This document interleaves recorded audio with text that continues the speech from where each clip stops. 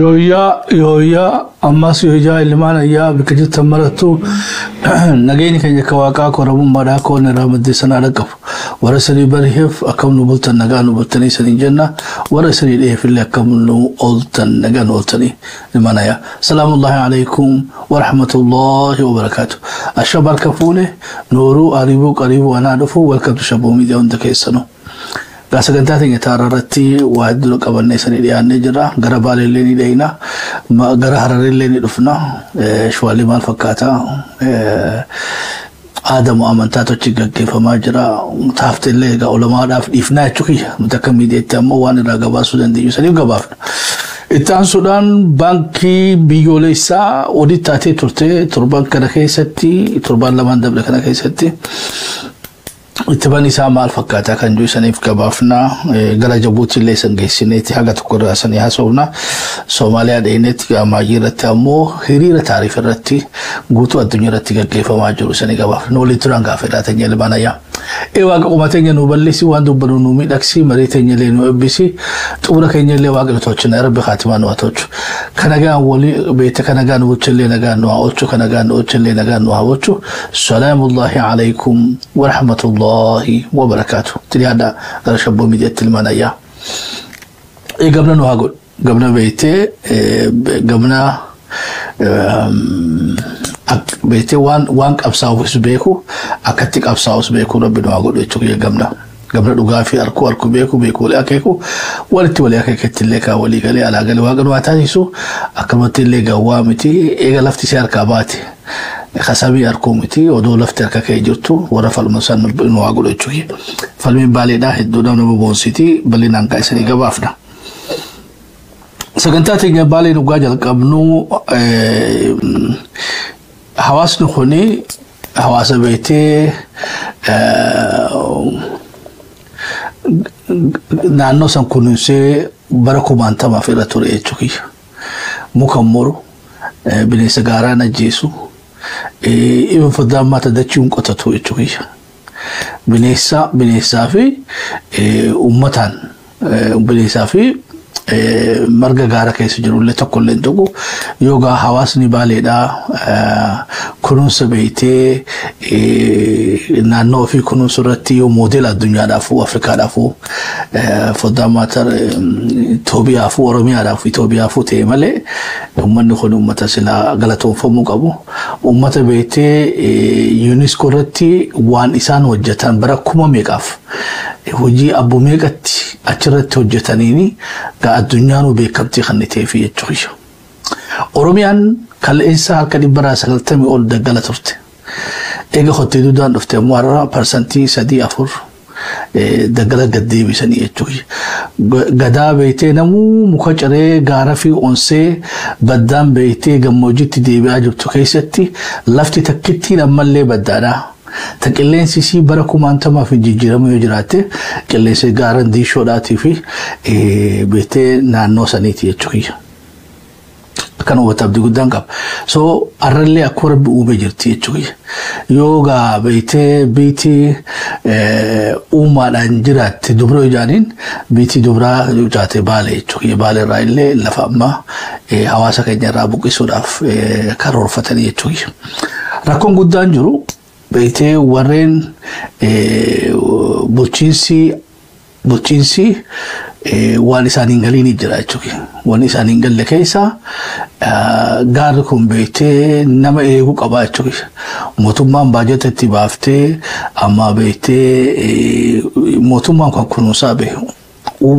Uumama kana kan beeytee kunuunsi asiin hawaasa kana. Hawaasni kun maaliif achirraa mancaafsuu barbaachifamaan namaa galuu danda'e jechuudha. Paarkileen Oromiyaa irraa ala suma jira jechuudha. Paarkii jechaaf hawaasni beeytee naannoo Amaaraa irraa buqqisanis waan agarre. Paarkiin ni jirti ammoo የራስ ዳሽን ተራሮች የሰሜን ተራሮች ፓርኪን ነው ጀራ እቺ ሐዋስ ለቺ ጉባ ጅሩ ጅረኝ ሳው ፈታቶ ጀራ ነምናችራ ቡቃ አይሳን እንጂ እንጁ አከርመትለ ቤቴ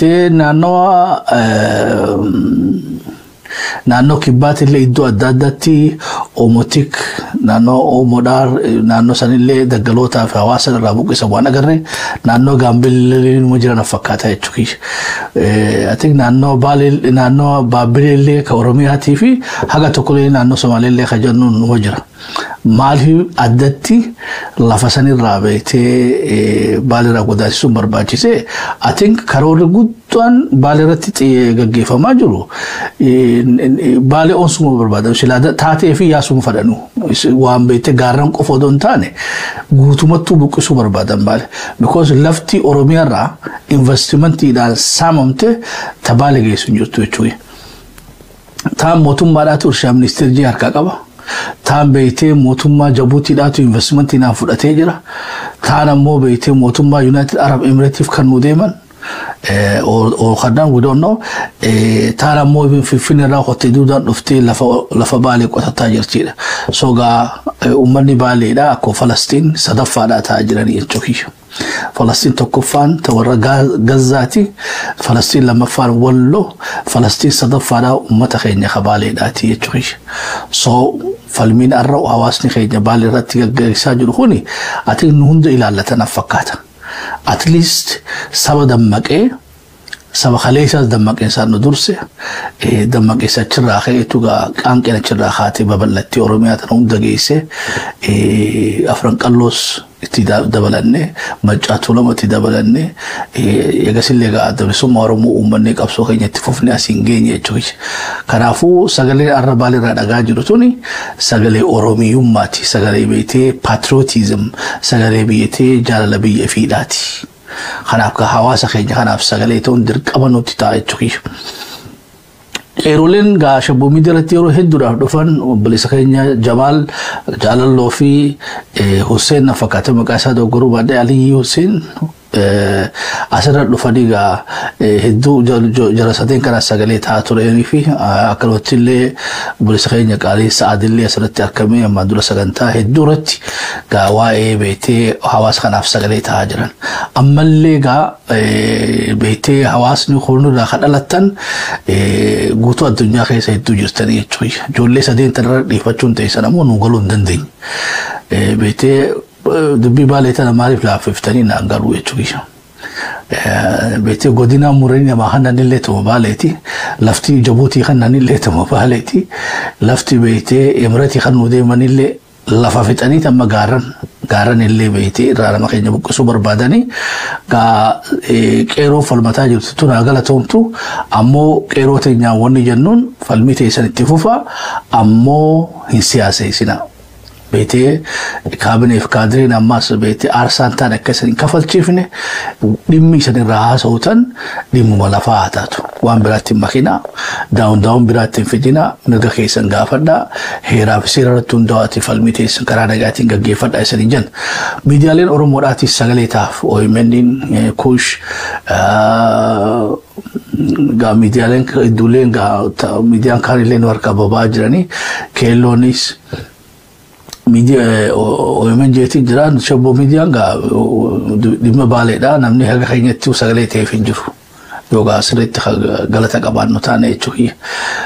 Wallotti aanee waa'ee Baaleedhaa akka gaariitti gabaasaa jirra. Ammallee itti fufna yeroo gabaabduu keessatti illee achitti illee bilbiluudhaan akkanumatti illee hawaasa keenya dhalataa naannoo sanii kan dhimma kan akka gaarii dhiyeenyaa hordofan manguddoota ulamaa'oota akkanumatti illee qeeroof qarree aktiivistoota illee asirratti isanii dhaleessuudhaaf gaawwaataa isanii seenna asumaanuu gaafirraan ta'e isan hundaaf waa geessu uummata kana haamilee isaanii hajaaru. Ummata falmatu arkan jechuudha. Ummata falmataa jiru kana haamilee isaanii haa taanu yoo falmiitti itti fufte sireeffachuu ni dandeenya. Wanni biraata beekuu qabnu keessa beektee piroojeektiin takka keessaa qaama beektee alarraa dhufuun naannoo sanitti turistiidhaaf yoo hoteela ijaarraaf kana kanaaf karoora isaanii taate maqaa xureessiidhaan turistii hunda hambisuu ni dandeenya jechuudha.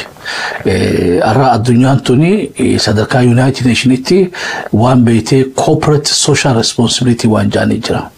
Even arraa kaampaaniin hundinuu kana godhaa jiranii jechuudha. Arraa kaampaaniin gurguddaan addunyaa hundinuu wanni itti maqaa isaanii kabajaa isaanii itti eeggataa jiran keessaa corporate social responsibility jechuun maali?